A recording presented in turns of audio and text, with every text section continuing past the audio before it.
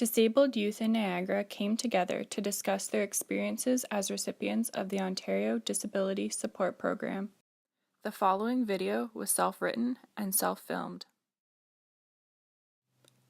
Life on ODSP.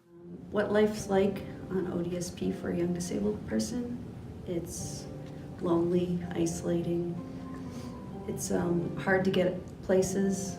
I can't justify spending $20 on transportation when I can't feed myself. So you just stay in your house alone all the time. The best way I would describe it is sad and difficult because it's very isolating.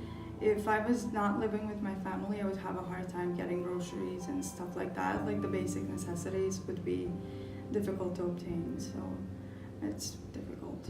It's very hard. My parents have had to make an apartment for me in their house because I can't afford to live anywhere else. It's hard, it's isolating. Being disabled with chronic pain isn't easy for 22-year-olds, but I'm used to it, so I guess it is what it is. It really sucks to rely on ODSP to survive. There's a lot of stigma with it. You feel a lot of shame having to rely on the welfare system. It's really difficult. You don't have enough money to survive, so you still have to get begging money from friends and family, and you go to the food bank and charities, and you always feel kind of worthless, like the world would be better off without you, you know? You want to have your own money, I guess, and you want to make your own living, but you can't because you're so restricted being disabled. It's, confining, I guess. I have hopes and dreams that I want to do when I want to move out and be more independent, but I know it's going to be hard if I do have to rely on ODSP. What I think needs to change most in the program is we need more shelter allowance.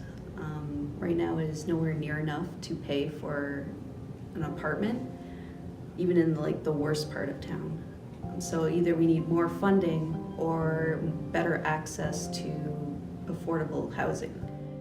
The improvements I would hope to see is that the application process would be easier for people, as well as when they're on ODSP, they're able to approach their workers and the workers to know what's available for each person that's on ODSP. I would love to have one person that could answer questions, or if they can't, at least refer me to someone who can. I'd like them to have a better website, have things that we can get, like our benefits and stuff, laid out plainly on their website, or having another way to access it. My advice for people, young disabled people coming onto ODSP is get to know your local charities really well. You'll probably need the food bank a lot, and hopefully you have a really nice caring family that'll help you out as well. My advice would be to use their doctor to help them apply, as that will make the process easier for them. I would talk to people, if you can, talk to people who are on ODSP, and it can hopefully help you find out what you're entitled to, your benefits, some things that they don't tell you, or they might forget to tell you when you actually apply.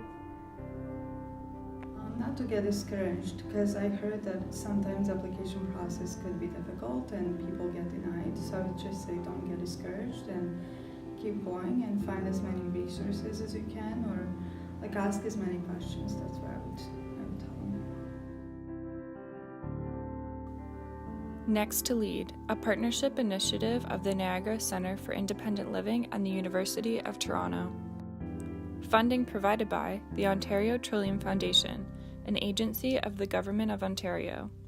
Application ID number GW90709.